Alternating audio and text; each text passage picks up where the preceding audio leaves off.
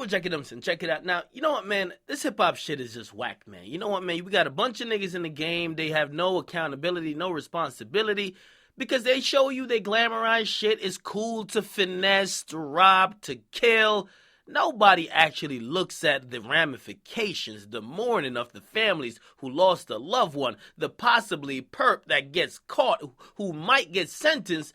Nobody gives a fuck about that because we're too busy popping bottles, right? To keep it real. We gotta keep it real, okay? Hip-hop is just too hypocritical. I can't fuck with it at times, all right? That's the reason why I can't even fit in. Because, let me tell you how this, right? Listen, I've always asked this question, is it better to have had it than lost it, or not have it at all? You gotta answer that question for yourself. Would you want to have it then lose it, or not even get it at all, right?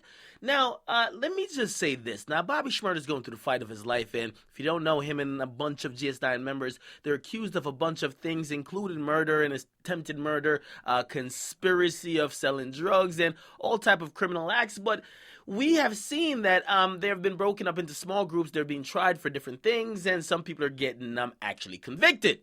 Now, we saw that there was a guy, and if you guys don't remember the line, I'm with Trigger, I'm with RASHA, I'm with A-Rod. Again, I ain't chilling with no nigga named Trigger. He don't sound like a nigga who love being free. But the guy named, not A-Rod, but the guy named RASHA, he got 98 years in prison. But today was a day of reckoning for the guy named A-Rod. Now, here's the thing, and I got to start it off like this because I want to phrase it and frame it for all of y'all who look at this entire hip-hop shit but don't actually get that this is entertainment when you listen to it, and when you actually live in real life, it's different. Now, A-Rod said today in his court sentencing, he talked to the judge, and he was reading a statement, he was mumbling, but he said to the judge, I'm going to read it verbatim, he says, please allow me the opportunity to become a productive citizen and raise my daughter to also become one.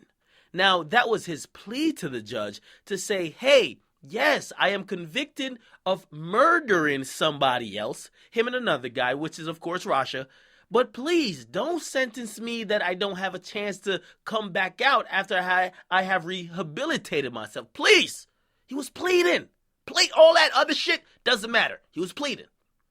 Now, what ended up happening is the judge had no fucking mercy, because at the end of the day, the judge don't give a fuck, right? He's heard the same story a million times, and you know what he did? Bobby Shmurda's associate, A-Rod, he got 53 years in prison. I can't even think about 53 days, not 53 months.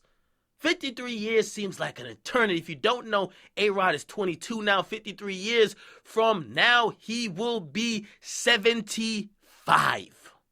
I just want to put that out there. Now, this is what the judge said, because the judge was so cold-blooded, and not even cold-blooded, but again, we got to keep in mind, I know we all think like these guys are innocent. I'm hoping they're innocent because I don't know if they did it or not, but these guys are accused of murder. It's not like they're not accused of like jaywalking. This is murder. Right? But the judge told him that, yo, you gave up the opportunity to get a good shot at life once you murked the nigga. Now, he also said, listen, basically your desire for a do-over at life is really like, we're not even going to take that into consideration because we're not going to risk the safety of the public. Okay? Now, he's convicted of murder, attempted murder, and other charges. And basically, this is what the judge finally summed it up by saying: the residents of East Flatbush, New York should feel safer because the defendant will no longer be able to terrorize these streets. And again, I feel so bad for not only the family of the victim who supposedly died at the hands of other people, because of course they were probably not involved. They just probably lost a son, a brother, a sister, well, not a sister, but of course like maybe a boyfriend or something like that. And then I feel bad for, of course, his family. His family's losing him to the penal system. It's not cool at all. Now, how does this actually relate on Bobby Shmurda? Bobby Shmurda's actually sitting in jail, and that's why he's pushing back his case, because all of his niggas is getting dropped like flies. Obviously, the legal system is not playing games. They're not trying to give no 25 years. They're going for the jugular. They're trying to give niggas football numbers. Now, Bobby Shmurda is facing 25. And my thing is this.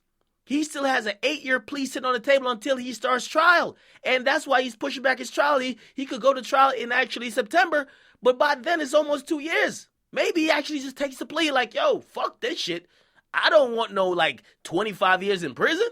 Give my ass about 4 or 5 and I don't know, hopefully on good behavior I get out in 3. I'm straight. Let me get out of here. Because these prosecutors are not playing around. It's not playing around.